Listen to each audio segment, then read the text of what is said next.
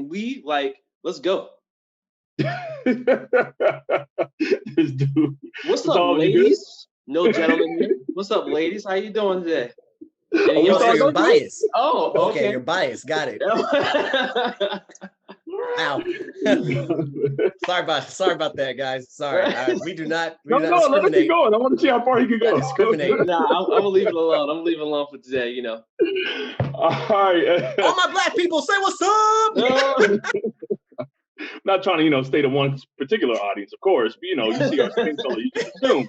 No, but no, everyone, how's it going? Everyone, we're back. This is Media Marauders. This is Max, Thomas, King, and James. What's going on? Gentlemen, how are we doing today? Last week we couldn't make it, but it's okay. We're here now.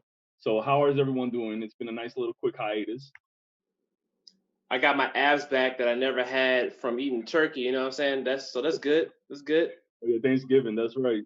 What y'all have any crazy moments in Thanksgiving? Enjoyable moments? Bruh, not a thing.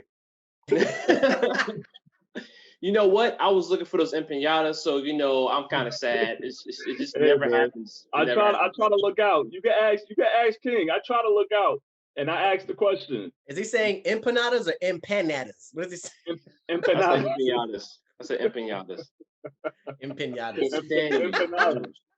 No, we good. Yeah, I'm glad y'all. I try to look out for you too, but we had some pretty good and funny conversations at the table, so it was pretty interesting for Thanksgiving. But I can't bring it back up in this podcast. Yeah, we're not divulging any of that.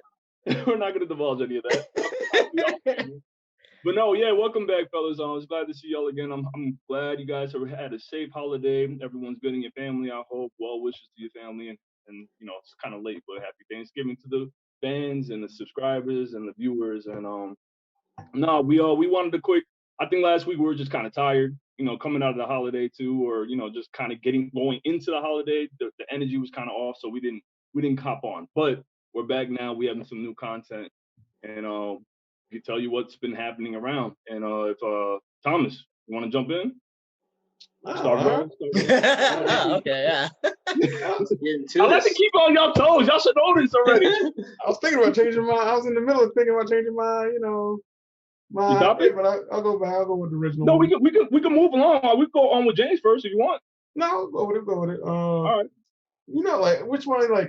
The impressiveness of Grand Theft Auto 5. With the fact that it's lasted 3 console generations. Came out on PlayStation 3, made it to the PlayStation 4 with a full-on wasn't it? No, it was full-on up, just the same game, little updates here and there, and then it made it all the way up to it's coming to the PlayStation 5. Well, online is coming to the PlayStation 5. Right. Begin in 2021. So it's that is impressive. I can't think of another console game that's had that type of run, and it's still selling. Because I think Grand Theft Auto 5 might just start going on sale finally last 2-3 years. Yeah. Wow. Really thinking about it is kind of amazing. It's not a remake, no breaks in between. It was continuous. And DLCs, all that, just DLCs mainly. Yeah. Yeah. But I mean, it's a vast online world. I mean, or it's a vast world overall. So I've seen so many videos on it, but after I played it, I was kind of done. But there's other stuff I want to play. That's all. I don't stick to one particular game for an extended period of time. That's just not how I play games. We know. We even started. I know what you did already. No, honestly, all bullshit aside, I couldn't get into another Grand Theft Auto game since San Andreas, but not taking away from 5. Just San Andreas was the only game from Grand Theft Auto that I enjoyed that much. So did you play them or did you just not get into them? I played San Andreas, like I said. I tried to play 4, I think it was. The one before when the guy was with Nico Bellic? Huh? With Nico Bellic. Grand Theft Auto 4. Yeah. Sorry. Nico's. I mean, I can honestly say I never played any of those games. I didn't play any of the San Andreas games or Grand Theft Auto games. Sorry. I can understand that. when like playing Grand Theft Auto and then not getting in with Nico Bellic in 4. Wow. Right. That was the character right there. It's just, I'm not trying to protect myself. Y'all can shit on me. It's not like, I think the modernized open world thing maybe not appeal to me as much. Like, I don't know. I think for me, 5 was cool. Online was keeping that game alive so long. But Grand Theft Auto's 4 story, the story of the American, like an immigrant coming in the American dream, and then finding out like the whole, bait and switch of what, oh man, I just related to that. Even though I don't live that lifestyle, I related to that game. Yeah, I gotta put that out. Like that. So hey, Chris, I got one quick question. What was it Grand Theft Auto 3 that they did the bank heist, or was that 4? That was all of them. Huh? That was all of them. Yeah, actually, that's true. Yeah. Was it really? Okay, so one of them did a bank heist. I thought it was 3. No, 5 centers. I remember 5 centering around the bank heist, wasn't it? Yeah, 5 centers around bank heist. Okay. 4 had a major bank heist, like it was like the movie Heat. That bank heist, it was like straight out of the movie Heat. Nice. Well, that's the one I remember. That I like the bank heist. Well, where's the one that has the Inside Man bank heist? What about that one? 5. It's just. Can't stand Bruno. The game doesn't really emote, like there's no really emotion for me for that game. There's like the open world aspect is cool. Like I guess I like open world, but I also kind of like a bit of a linear path with it as well. Like if you have so much that's happening, so many side quests, and I'm a madman for side quests, so I'm constantly I'm not even following the main story anymore. Which is kind of odd because I love Yakuza. But Yakuza has a certain element of there's still some kind of not realism, but you can't just walk up to somebody, just shoot them in the face, and then gotta wait for that first star to show up before the police come at you. Like I don't. That's true. So you like the idea of just being able to do whatever you want. So Chris, is that what you think? Go ahead, Jane. Sorry. So, Chris, is that what you think made it last 3 generations, or what is what aspect is it? Grand Theft Auto Online is what made it last 3 generations. I remember me and some of the guys I know, we played it. Like we have our crew that it was like because when it started off, Grand Theft Auto Online was okay. It was just like riding around, shoot everyone, whatever, blase. Where it's at now, like my character in Grand Theft Auto Online, I own a nightclub, I own a motorcycle gang, I'm a CEO of a corporation. Illegal drug smuggling. It's just the game has gotten out. I like how so casually he says it. Illegal drug smuggling, a little bit of heroin on the side. Just I lived a different life. This is what I would do. It's one of those games. It's a good hangout game. It's like if you're just wanting to sit there and hang out with some people, like you sit there and shoot pool, like go to a pool hall box. Like you can take down governments now. It's the game has gotten ridiculous. Like wait. Say it again. You can take down governments now. Exactly. You hijack a government satellite that can blow up the whole city. You know what? I never do like Japan. Wow. And for the ones that don't know, this is a Rockstar game, so it's. Yeah.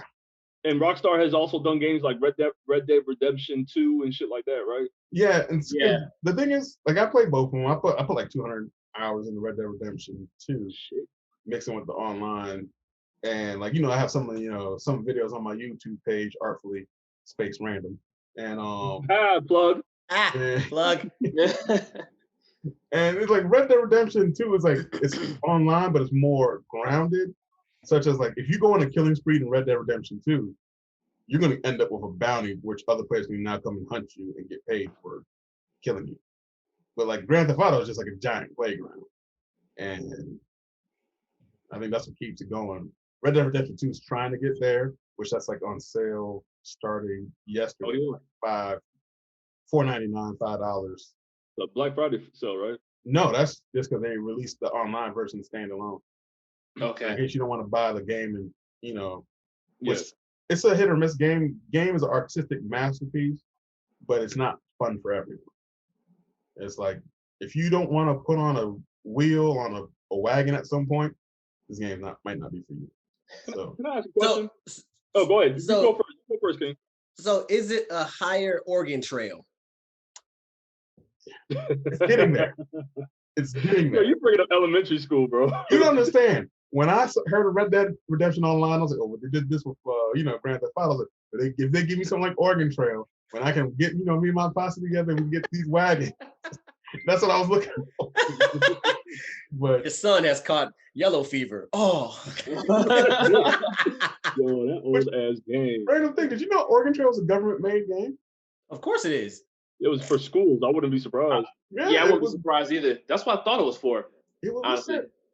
It's like wherever a Game Informer is based out of, or a GameStop, wherever that's Minnesota. It was made in Minnesota. Minnesota. And I watched the documentary on Minnesota. YouTube. I was like, Minnesota back in the game. It was governmentally made. Oh, don't you know Minnesota? Don't y'all know? I watched part of the game did not get rich.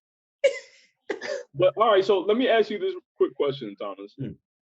What is the appeal to you for the Grand Theft Auto franchise, or just 5? We'll stay on 5 since that's it's a 3-generational game. It's going to be a 3-generational game. What is the appeal? For me now, when I was playing. For while you were playing, the time that you were playing it and seeing it going into a new generation, do you agree with this generational shit? Like, obviously, people want this. Are you one of those people, and why? And why? I could care less. But answers that. I care less. I just got I'm trying to move this. I want some content, damn it. No. But when I was playing it, what made that game fun was because the group of people I was playing it with, and breaking into a military base, stealing F-16s, and then going on dogfights. No, I don't know about that, but continue.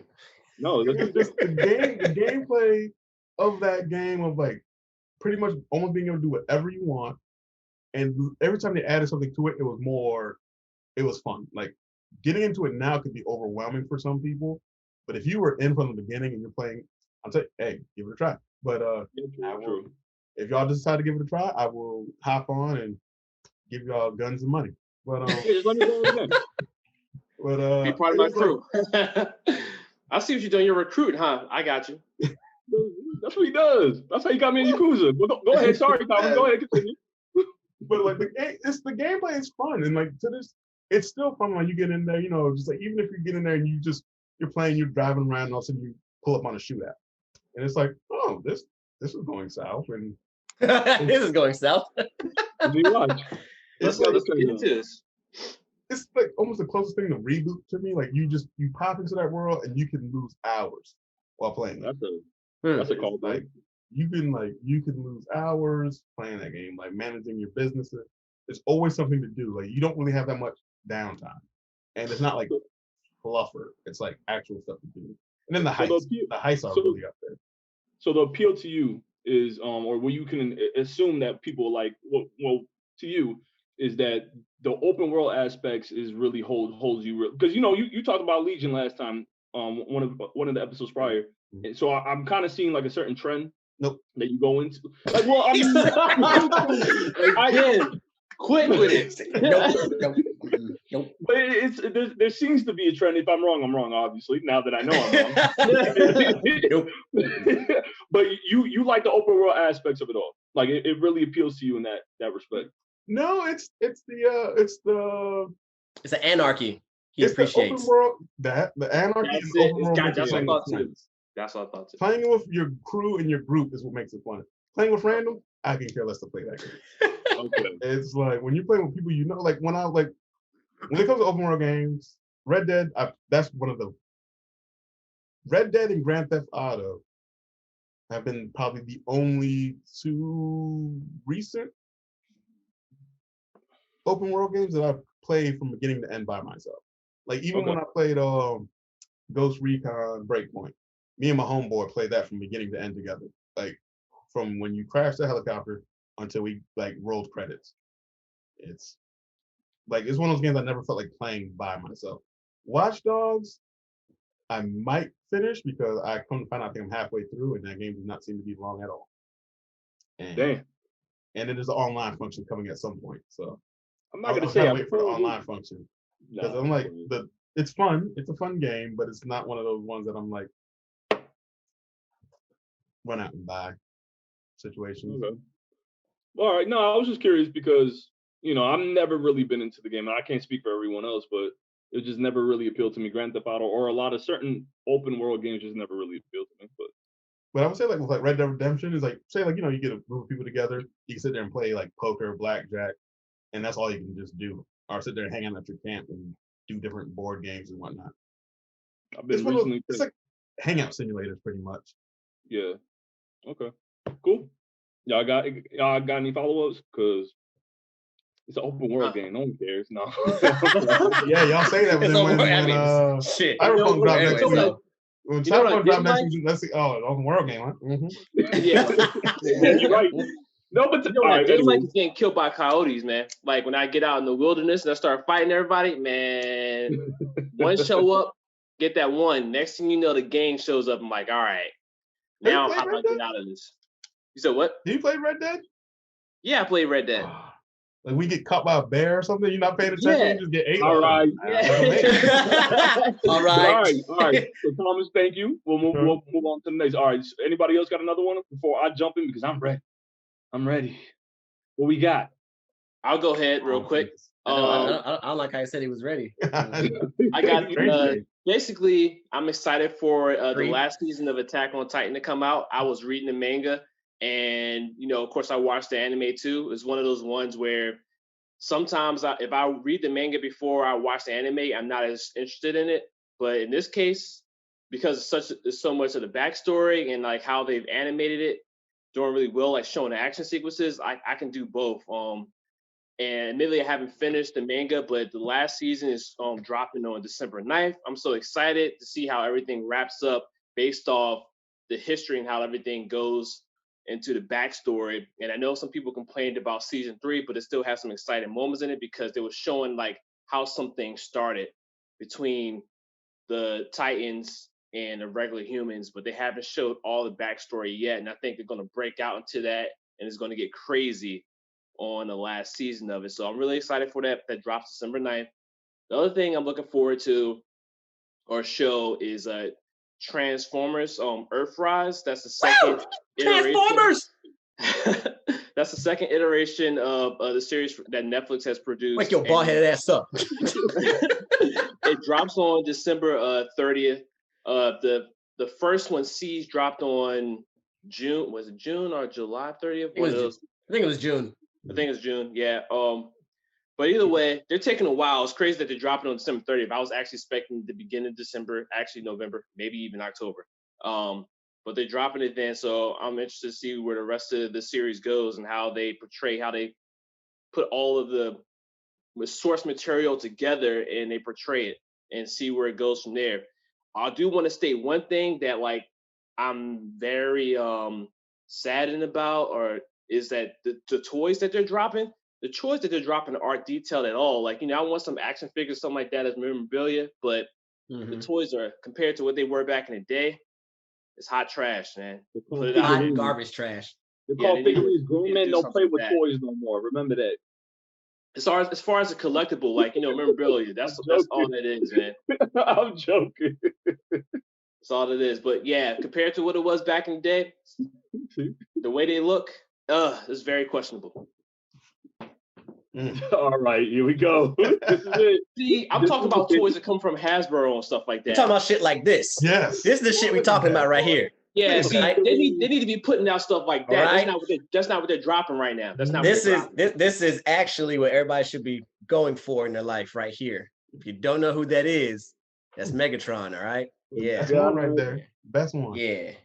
I love how much. I honestly, like, all jokes aside, I appreciate how much passion you guys really enjoy this franchise. Like, all jokes aside, I do appreciate that type of passion.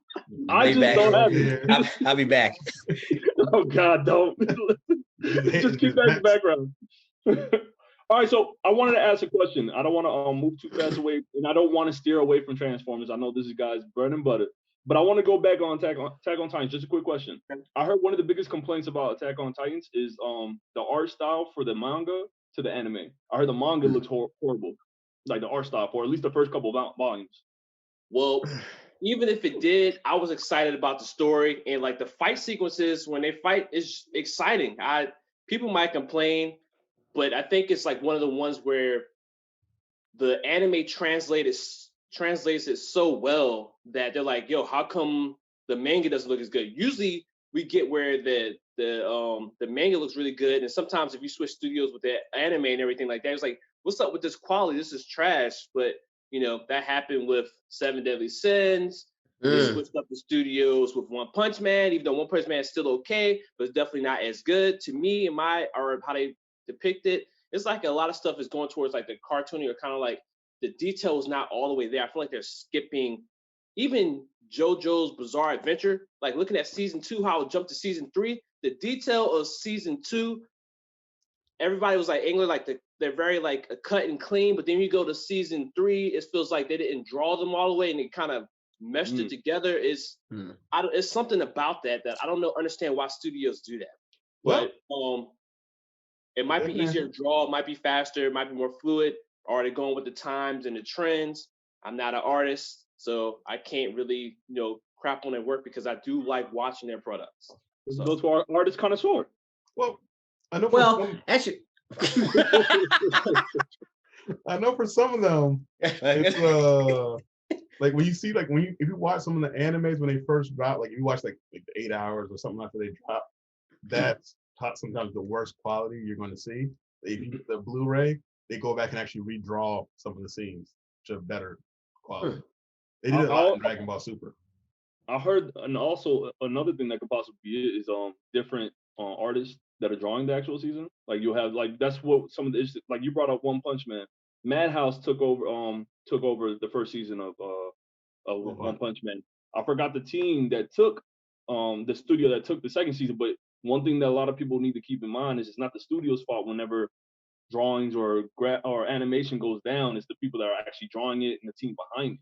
What? So one of the biggest attacks is the studios, not the animators. I know, like with some of that too, though, it's like because all the studios have like a schedule of different animes they have to work on. So, like you got Madhouse for one time. They're like, well, we already got all these 7 contracts going down the list. So it's like a Log Horizon season 3 is finally coming out after 3 years or something like that. Okay. Because of those contracts, business. But I like the ones that stick with the exact same studio. It's kind of interesting to me is because if you sign up for one season, you would think that, hey, you got these next couple of seasons too. So why even pick that one studio if you know they're not available for any of the rest of the seasons? And I understand they want to put their name out there and they want to get it produced in.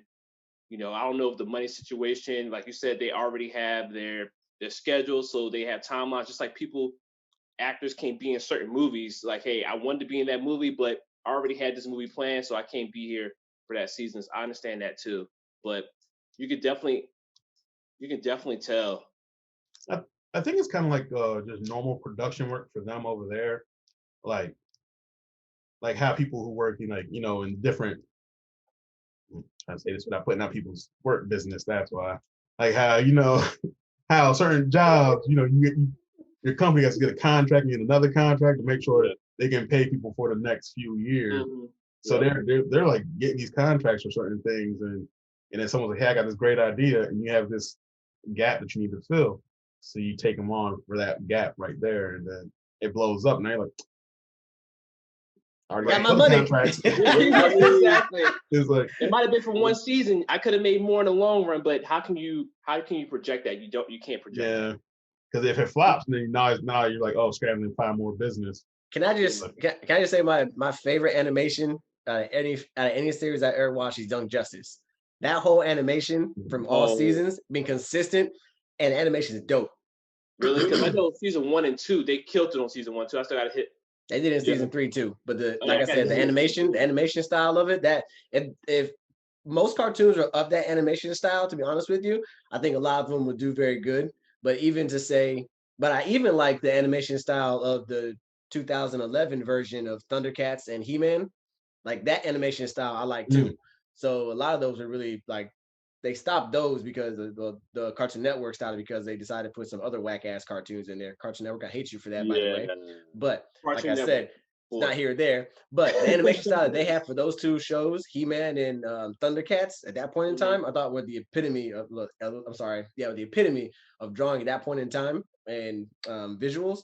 But like I said, a more updated version, updated opinion is the Young Justice series of 1, 2, and 3. Like that animation style is dope. It looks like it's been consistent. I still got to catch up to season 3. You know what I want to bring up, Bruno? You might be able to talk on this too. Is remember when Transformers was back in the day, and they had Cheetor and everybody. Beast Wars? Beast Wars. Starscream and everybody in it. It had the plant person. I forgot what the plant person was. Beast Wars. Right? No, he's talking about the next one, Beast Machines. Talking about Beast Machines. Mm-hmm. Yeah, not Beast Wars.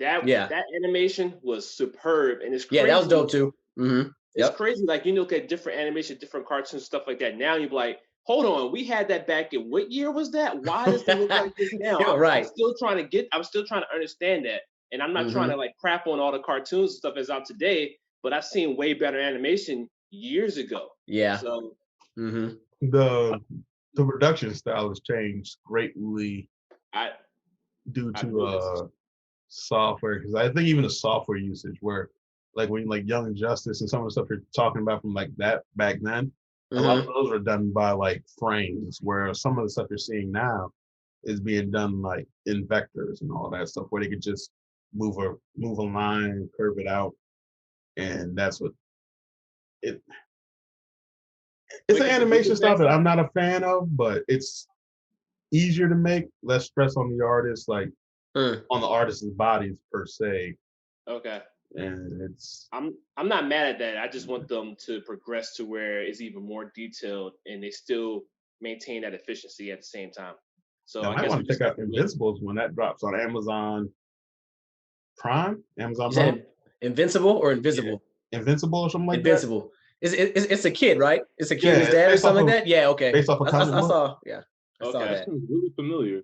It's I want to say it was a comic book. I want to say it's a comic book series of a kid, and he has like a relationship with his father, apparently, something like that, but I can't remember exactly. I remember reading up on CBR.com. But yeah, okay. I'm gonna check that out. Just wrote that down. Yeah, cause I don't know if it's made by the same guy who made the Boys comic book or not, but it's along in that vein of it's wild. Yeah, it's a very wild. Apparently it gets very wild.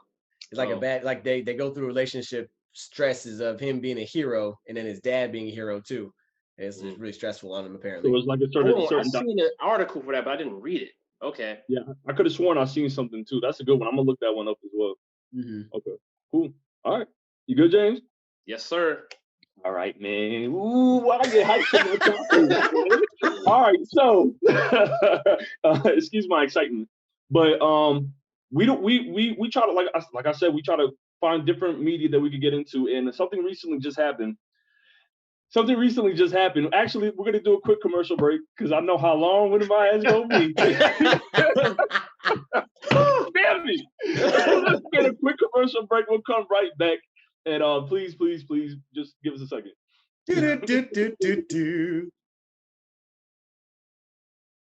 All right, so we're back. Sorry, audience, viewers, all that. Please edit that shit out. Throw everything on my sandwich. I'll just edit all that shit out.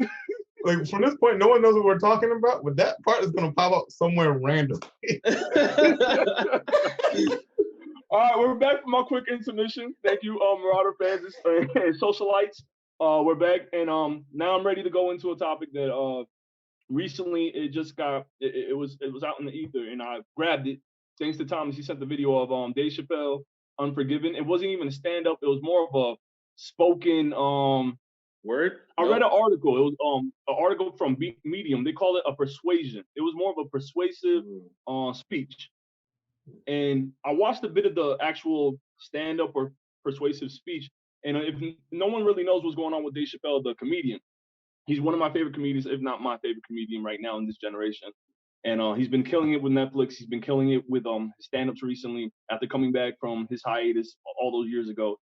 And he pretty much, this speech was to explain how he feels about, because recently Netflix just acquired the rights of the Dave Chappelle show from Comedy Central from years ago. I think 2001-ish, 1 or 2 it came out. They acquired one of the streaming rights. Yeah, acquire one of the streaming rights. The other streaming platforms has been HBO Max and Amazon Prime. No, I know HBO Max is one of them. And but what else Viacom owns? yeah, but it's owned by Viacom. Viacom owns the rights to the Dave Chappelle show. The issue with this whole thing right now, my illustrious audience, is that Dave Chappelle isn't getting any of that money from Viacom. Even though he did all those seasons, he still doesn't get anything from these streaming services from playing his work. Technically, it's not his, but it is. The bad thing about this, or the thing that's interesting about this, is that after he did this Unforgiven speech, Netflix, he said in this Unforgiven speech that to boycott Dave Chappelle, boycott the TV show Dave Chappelle. Please do not watch this show because I'm not getting paid for it.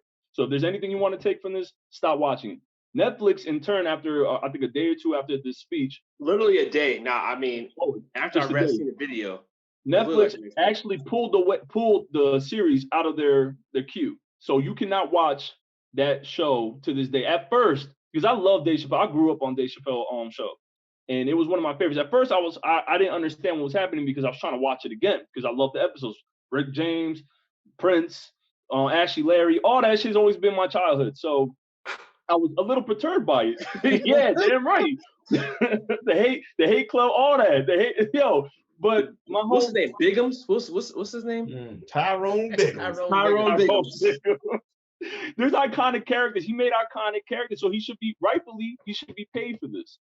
So Netflix took everything off, and you can't watch it. And streaming services like HBO still is. And Viacom hasn't answered. They haven't made any kind of statements. Nothing has really been said on the other side. So my question to you guys is, why can someone like Dave Chappelle, someone that is a comedian, someone that I'm sure this has possibly happened with other people in the industry, why can he do this and not, let's say, the typical Joe Schmo couldn't? I would say that's not factual. I'm about to say, I thought everybody got paid, honestly. Everyone did get paid. The reason Dave Chappelle can do what he did is because Netflix is that type of company. Like, I think they're even going as far as to go and change Elliot Page's name. They already changed. I heard it's already changed on all that. On all their credits. Disney already did it, or somebody already did it. I forgot. So it's like, Netflix is a different type of company than Viacom. Old money. Netflix, that's newer. They're on the ball with new generation money. Gotcha. The younger generation's way of thinking and all that. Which, because Dave Chappelle did get paid, and when Chappelle Show came out, there wasn't anything for streaming, but some lawyer must have looked over what Comedy Central had wrote down, and they're like, well, he's not entitled to anything now. But they could do the right thing and give him some kind of, which is crazy. You don't get royalties for like they're playing a show. I thought like almost every star got that. Depends on the contract. He was like 19 when he signed it. He was 28. It's kind of the way Mr. Random / Chris is coming across it is, it's kind of like the royalties in music. You own all your masters. Everybody doesn't own all their masters. Now, the assumption I'm making from the conversation that Max was saying was that even though he made the show, he didn't own the masters to it, quote unquote. And so because he didn't own the masters to it, he's not making the money he thinks he should be making off of it, which is actually technically right in the Viacom aspect of it, or the Comedy Central aspect of it, because he had to sign a contract to say what do you get, what he's not getting paid, what he is getting paid. If the stream happens, you'll get paid again. So you put in consideration like somebody like Pusha T. We all know Pusha T has rights to the McDonald's jingle, and also Wendy's jingle too. So every time that gets played, he gets paid regardless, no matter what happens. And even but more up to date aspect, Juicy J, when he does when they do a Slob on the Knob or any kind of beat coming from him, he gets paid for it no matter where it comes from, no matter what it is. So you can't play certain music on YouTube and think you don't get away with it, because then one of the people can say, "Oh, we didn't give you the right to do that. You need to be paying us for that." Take it off, or pay us. Right. So that's the way Chris is saying that even though he made the show, there's always stipulations behind it of saying, if we run this show again, you're not getting paid for it, right? And so somewhere around that time, I'm not gonna say he did or didn't, sorry, but the contract states in there that they can do what they want to do with it. And so because I think that Dave Chappelle honestly has a what's I'm looking for? He has respect within the comedy team and within the comedy group and also within just Hollywood in general because of the fact that he gets respect for it. And so that's kind of looking at somebody who comes out of nowhere. Let's say like I'm gonna put him on there like this. Let's say Kevin Hart decides to do that, and they were just like, "Shut the fuck up! We're not gonna do that, man." So not to cut you off, is it becoming a clout thing? Is it because someone likes you more?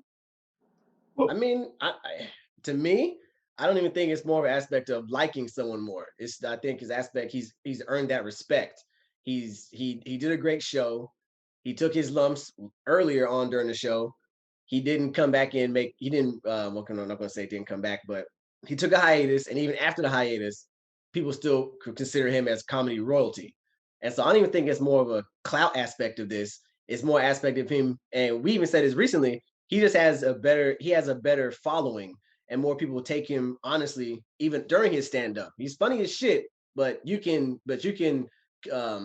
relate to him. And so being relatable to him, and that's actually the key word that in my personal opinion is being able to relate to him and say, you know what, he's asking us to do us a favor. He hasn't done anything bad, quote unquote. So why not?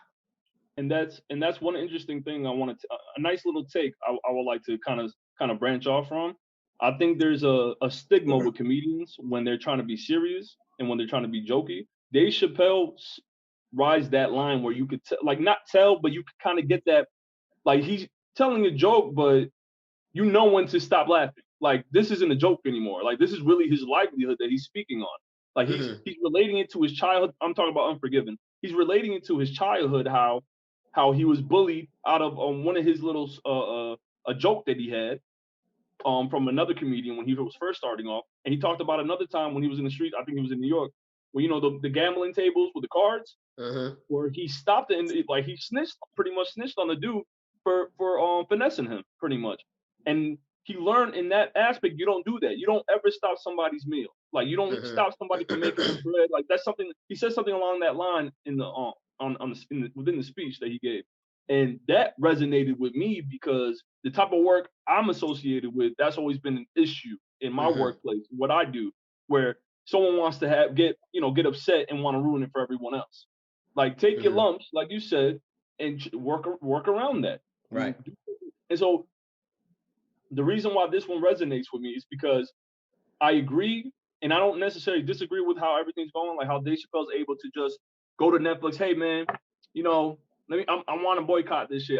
And which, you know, he already has a foundation with Netflix with all the comedy specials and all that. And that was almost a slap in the face for Netflix to grab this show, but he's not getting paid for it. But that's the thing. He said it because I was trying to remember. I think by the time he did that, he released that special. Netflix has already agreed to take it down. Yeah. Because it was because he was saying like Netflix, the people who work at Netflix have no idea what happened with his business deal with Comedy Central. People working at Comedy Central don't know about his business deal that happened with Comedy Central. Most of the people who are working at Comedy Central are probably in their 20s. So all the people who were there when he was even signed to do his show, they probably went on to work somewhere else now. So yeah, really, honestly, nobody was there in that room when that contract was signed. So no telling what was said and how everything was viewed. Like at that point, like if you really want to produce a show, that might have been like they was holding dead to his rights. Like you can't do anything unless you agree to this, which is crazy because you want to put out content. You want to put yourself out there. Like you want to be on Comedy Central. Like who doesn't want to do that? But I can't say what happened. But that's kind of crazy. You don't get paid for your art like that. That's his biggest issue. Well, he got paid for it, but his biggest issue. Well, I'm talking about royalties because I thought that was a thing that happened to a certain extent if they do all those reruns, like, you know, Fresh Prince of Bel-Air and stuff like that. Let's talk about that. Like I kind of understand it because there's certain ways when it comes down to like, say if say I create a piece of artwork, I sell it to a client, and I write the contract a certain way. That means I sell the piece for like $300. And all of a sudden, you know, the client makes $2 million off that piece. I'm not entitled to anything depending on how that contract's wrote. Right. Well, yeah, contract is a contract. I understand that 100%. So, but I'm saying what happened. I'm saying what were the rules and the litigation that happened in that moment when he was signing the contract that made him he like, said not it. consider that. He Right, signed we'll never know away that. his rights to himself. Like he signed away the rights to the image of Dave Chappelle and the name of Dave Chappelle for all perpetuity through the universe. That's crazy. That's craziness. He like, got a rapper deal, sadly. Yeah, Like, that's what the but that's what do big companies do though? I'm not. Never mind. big cool. no, all right. Hey, James, you're not wrong. No, James, you're not wrong. That's the thing. That's why this is an important topic. This is not an important topic, but like it's almost an ethical.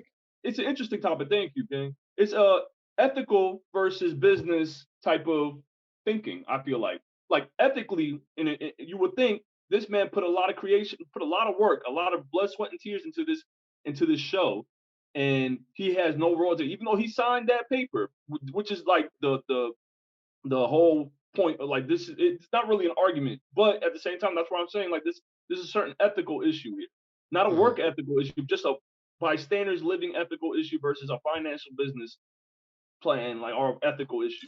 This man signed his life away pretty much with the show. But this Go ahead. I was like, this comes back. I remember we might have talked about it a little. I don't remember if we talked about it before on the podcast. I know we had the conversation before because it was like J. Cole saying how he doesn't like, he wasn't for having to clear samples. Oh yeah. And this goes right back to that same conversation. There are a lot of people from the music industry back in the 60s, 70s who don't get a dime when their song gets sampled because and they don't have any control over it because of these rights. The way contracts were generated, what you had to sign to be put out there. Yep. Man, there's a lot of stipulations. There's a lot of stuff that happened that we don't know. Right, and that's why I said earlier. That's the way. I think, my personal opinion, that's the best way to make that comparison to what's going on with Dave Chappelle right now and Netflix. Like I said, a prime example also would just be with Nas. He owns all of his rights, and he even placed his daughter's name onto some rights for some songs, so she can get money off of the music he makes. So, like I said, with the things that happen with that, and Juicy J now being on the podcast recently, he talked about it, saying that whenever anyone quotes any of his verses or says anything off or takes a beat from him, he has to process that and say, all right, that's fine, that's cool, you can use it, but I'm gonna get that cut though. So that's the part that Dave Chappelle may have missed. I'm not going to speak on his contract, but what he may have missed in the past of being so young, he didn't have those people that sit there and say, all right, you might miss this 20 years from now. You don't know what's going to happen. Well, I don't know. Who was his lawyer at the time? How do you know his lawyer was in That's his the thing. He did mention the lawyer, and I think he was like the lawyer knew the guy on the other side of the table. So it's one of them situations, which again, rappers go through that also. Like, sometimes the label provides your lawyer, and then your lawyer is like, yes, in your best interest. The lawyer getting paid either way. So yeah, it's a somewhat of a slippery slope situation, and he was definitely he got the short end of the stick of it all, which is what happens in business. If you're not paying attention, he said it himself. He was 28. He was scared of going bankrupt or whatever. Like, he was going through hard times. He had 3 kids or 2 or 3 kids already at the time. Like, that's like any typical rapper. Like, if we're talking about hip hop and rap already, that's one of the most common things in a new artist that's coming in. Like, he wants that paper now. He ain't worried about what's happening later. We give you $1 million. We'll give you $1 million studio time, all that. What have you had $1 million? Yeah, I mean, I need that money right now. So right. That was the situation. That's where a lot of people, because a lot of people go into these. If you go into a negotiation, he went to that negotiation the underdog. He is now in a position where he is no longer the underdog, right? And he can rally the people to his position to say, like, because some companies, they're going, like Netflix, they're looking at it like, you know what, he has a point, we're not going to mess with it. HBO, I feel like he feels that's more of a slap in the face because he said he also passed on the show when he pitched it. My bad, go ahead. Say it again. Sorry, Tom. I was talking over you. One more time. I apologize. So it's like, you said when he pitched this, I think you mentioned when he pitched the Chappelle show to HBO, they passed over it, and that's when and now they're like, we're gonna stream this. It's money. He did say that. So it's like, that's bullshit. Yo, right? That's some bullshit. And that's the thing. It's like, I wish a motherfucker. Yeah, all right, let me chill. That's the.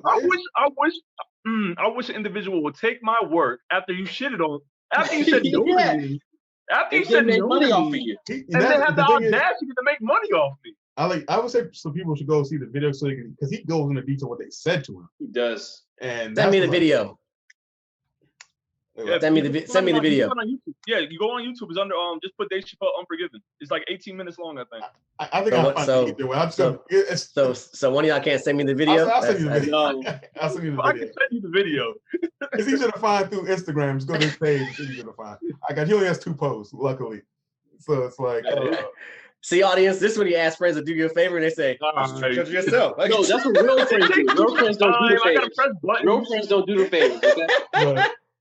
But so he has, there's some good points to it, but it's like, because there's a lot of we're in a period now, thanks to social media and whatnot, where a person like Dave Chappelle, even like Epic with Fortnite and whoever I said earlier, how they can go to the crowd and say, hey, this is what's going on, mobilize y'all for my favor. Like, he didn't have to mobilize people for Netflix, but he wants to mobilize them for HBO Max, saying like, yo, don't watch my stuff on HBO Max. So HBO doesn't make money off of my work, the streams, without me getting anything. So it's pretty much going to force HBO pretty much back to the table, if anything. Right. Which, if HBO doesn't want to issue. But, wouldn't that really involve Viacom in general? Well, Viacom owns all that shit, so. Well, like you said earlier, Viacom is old. Yes, exactly. Old. Been around for a long time. Old stupid money. Viacom owns Disney, which is pretty fucking ridiculous. Viacom's, like I said, an old stupid money. Like, they own shit you don't even know they own at the end of the day. Yep. That's what I look at. Netflix is really just small fish in the pond compared to Viacom. I don't remember. There's a diagram out there, and this is one of the things I would say people take the time to look up. I think there's like 6 companies that own almost everything when it comes to like the media. And I think Viacom is one of them. So yeah, Viacom is definitely one of them. Yeah, definitely. Like Nickelodeon, Warner Brothers, Disney. So let's talk about how much money they made off of people that don't get anything. They probably killing it right now. Well, because I don't want to go soapboxy, but it's because so many people have sold these companies to them. They're like, hey, I have my company that I built from the ground. Oh, you want to buy it? Yeah, right.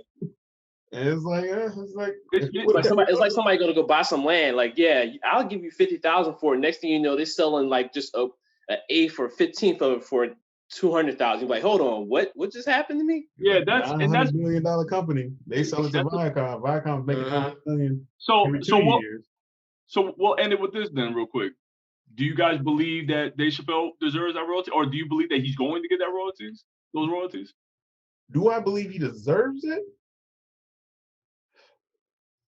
That's a hard question. Yeah, because I like Dave Chappelle, but go ahead, sorry.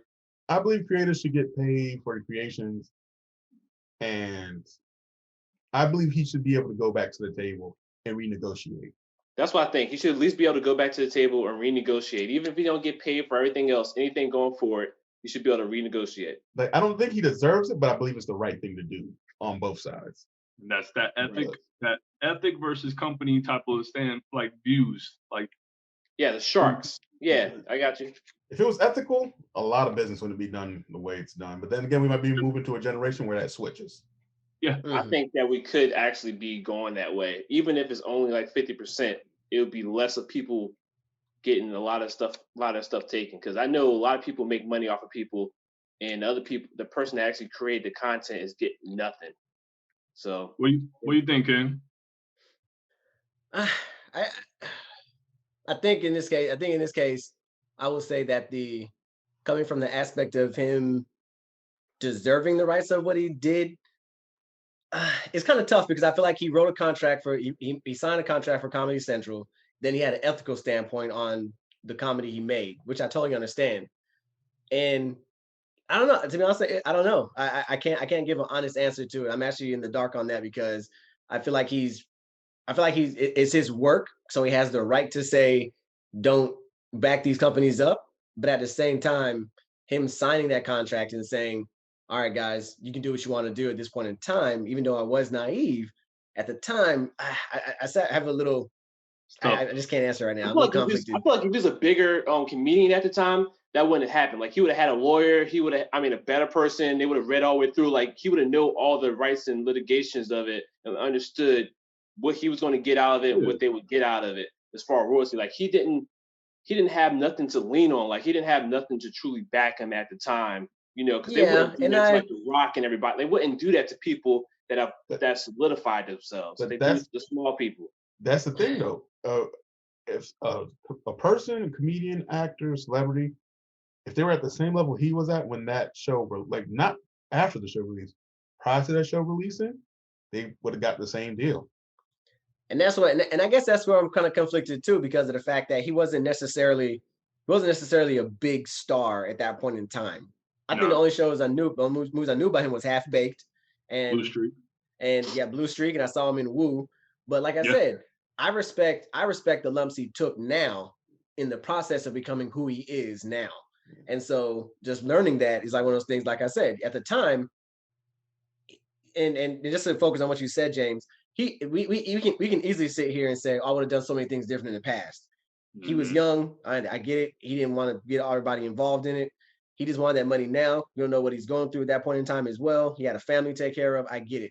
But even putting in consideration the money that he got, he was still able to take care of his family until he resurfaced and then did what he needed to do too.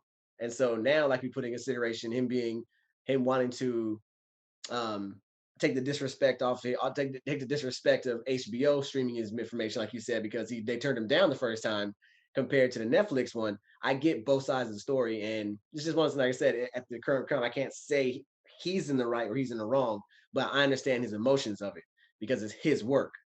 Right. So I think he should, if anything's be on the table, he should be able to negotiate things going forward. That's what I feel like. Okay, yeah. In that case, yes, I definitely agree with you on that. Yeah. Ideally, yes. Yeah, ideally. It's just streaming it now. So why can't you? I mean, ethically and everything, people do what they want. People want to make as much money as they can for themselves. So if they ain't got to share it, they ain't got to share it. So that's what's happening. Let's be honest. I agree with a lot. I don't think there's obviously there's a right answer to this in our, like what we would want from an expectation anyways. I think there's a split. There's obviously a split here. I'm heavily leaning toward, you wrote the contract. I mean, you signed the contract, bro. But like you're definitely in a moment where, like you gentlemen been saying, get back to that table. I think this whole move can lead back. Hey, let's get back. Let's renegotiate. Let's see how much percentage-wise I can get for each episode that's streaming, because this is kind of ludicrous. I'm one of the biggest comedians in this world right now. Like, I don't need to do world tours either. Like he's never done a world tour. That's been the biggest thing since Eddie Murphy, right? I don't know. I'm not going to say what was the big. I know Eddie Murphy filled out that arena for Raw, one of the biggest arenas in Washington D.C. I know he did that, but you got some other comedians that have filled out a lot of arenas too, though. But I will say I don't think Dave Chappelle ever did a world tour, though. I don't think he did. But he never needed to. That's what I'm saying. He doesn't. That's what I'm saying. He doesn't need to. Yeah, that's what's crazy. Because like if he had that signed, if he had a better contract, then would he be producing stuff now? I know he loves it. So you get what I'm saying? Like, how much money would he have right now? It's like, I don't need to do anything anymore. He might have stayed Ghost. He could have. Right. But if you're an artist and you really love what you do, there's times you come back to it. Let's be honest. He connects with the crowd, and I think he feeds off that energy, and that's something for him as well. I think any entertainer can definitely vouch for that type of standpoint where the energy in that. But I don't know. I'm split, honestly. I was hoping with you guys talking about how I feel, I will lean more towards whichever. But the contract part really, resonates with me. You signed it. You signed your life away type of thing. Regardless of the knowledge or not, that's how these corporations get over on you. So, but I hope. Sorry, go ahead, Thomas. I'm about to say though, there's one thing that is why there's a lot of people like in government now trying to change the laws on contracts. You can't have these contracts that are 300 pages that they know no one's going to read. Yeah. Words that indisputed. If you read it, how do you absorb it? Like, what, 300 pages of the writing? What is point? What? I don't know. You got to pay someone to read it, and then they'll tell you what it actually means. Microscope or magnifying glass? My resume can only be 1 or 2 pages. My contract needs to be 1 or 2 pages. Boom. You know what?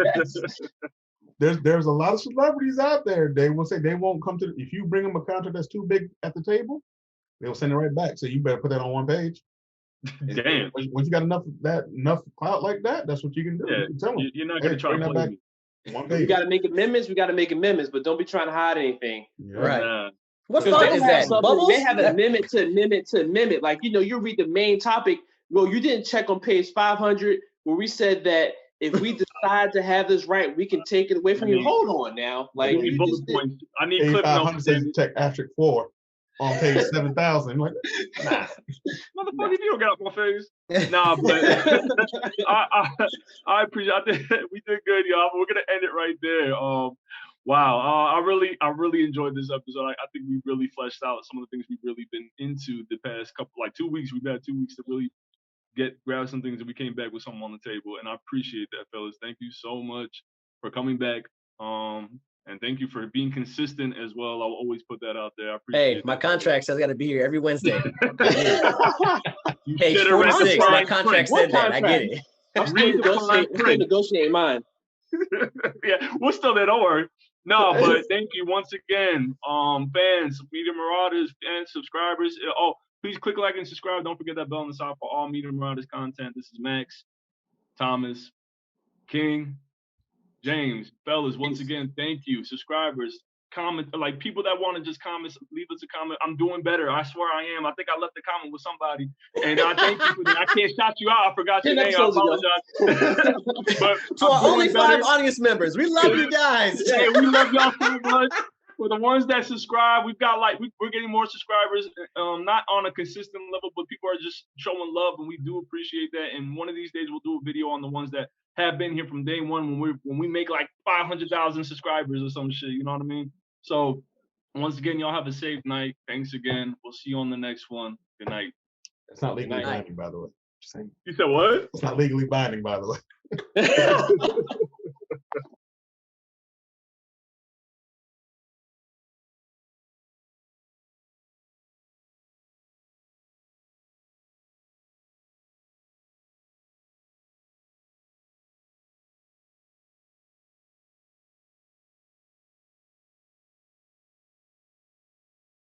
I don't eat Thousand Island, but like, I'm gonna keep I it don't know, above. man. I used to I'm eat the gonna keep Whoppers it. I'm back gonna in keep. the day. I'm gonna keep it 100.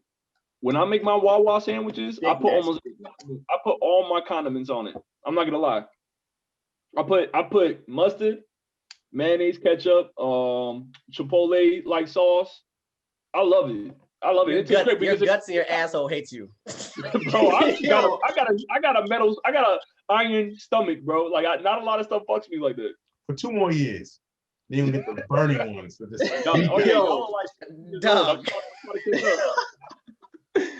You're destroying your stomach right now. Bro. Think of that combination right now and make one take a boo-boo. That's just, what? Y'all don't know how to live, man. That's all that is. Y'all don't know how to live. I know how to put certain stuff on mine, but not like that, man. That's taking too far. All right.